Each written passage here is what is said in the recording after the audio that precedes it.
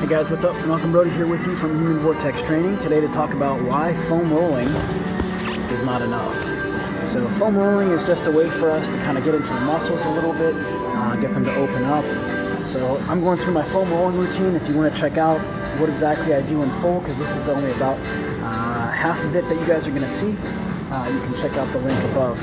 But what's really important for the foam rolling, guys, is to keep in mind that just foam rolling is not going to resolve your issue. You really need to make sure that you're going through and you are balancing the muscles out. So there's a number of riders who've come to me over the years as a bike fitter for a number of issues, or a strength coach because they've had issues on the bike.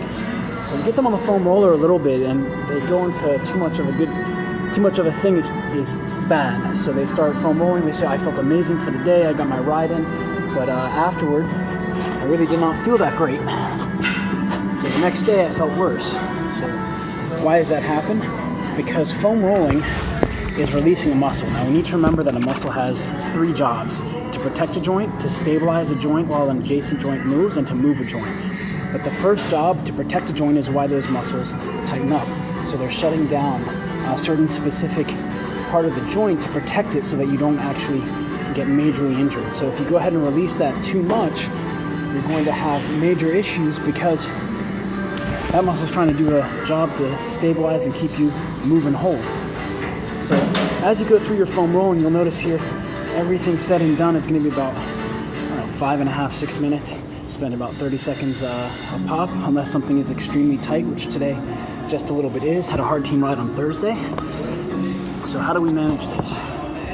Well, when you're foam rolling, it's about the small gains. So it's kind of like investing, if you will. Compound gain. So over time we get benefits because we have small contributions consistently, and that's the same thing for strength training or riding. You're not going to get super strong off of riding once a week, killing yourself, and then recovering the next 6-7 days. So really important with the foam roller, we do it consistently. So whether it's after ride, before ride, we really want to try and make sure we're staying consistent and making sure that we're keeping track of our tight spots. So today, my right hip was a little tight. We had a tough team ride on Thursday. If you saw my Instagram post, that was after practice. A lot of guys stuck around because their legs didn't want to work after. And it's a great workout, but the last couple of days I've been really spending more time on this right hip just a little bit. Tensor fascial latte, rec fem, my right lat as well, as you guys saw at the beginning. But if you're an athlete who's just starting with this, the tendency is, I felt so much better after, so I'm just going to do more time. That's not what we want to do. We want to do the foam roller, and we want to make sure our strength training program has corrective exercises or fillers in the middle to help balance out. So in between your big main exercises, you have corrective exercises or fillers. So this is really important.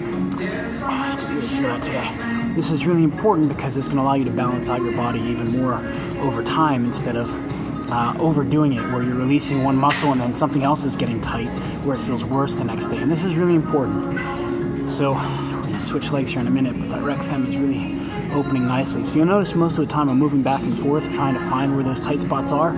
But once I find the specific tight spots, I'll sit on it and just try and breathe into that muscle. And as I breathe out, there it is. I'm thinking about that muscle where the foam roller melting into the muscle even more. So we're about 4 minutes in here. There's also something I do before the foam roller, which you guys will find out in the coming weeks, that can have a major impact. It's easy to travel with.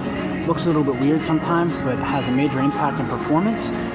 But the key with all this, guys, is to really make sure that you're doing it consistently. That's the number one thing. So we're almost done here with my warm-up, going through. Rec fem on both sides. It is a squat day, so that's going to be a little bit tough.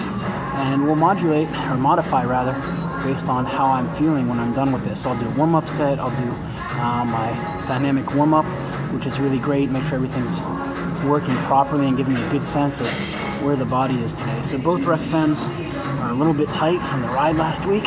Spend a little bit of extra time on those, and then we'll get up to some squats. So the takeaway for today, guys, foam roll, small amounts, about 5 minutes a day. Also after your rides, before you lift is my preferable. It helps make me aware of where my body's tight and weak.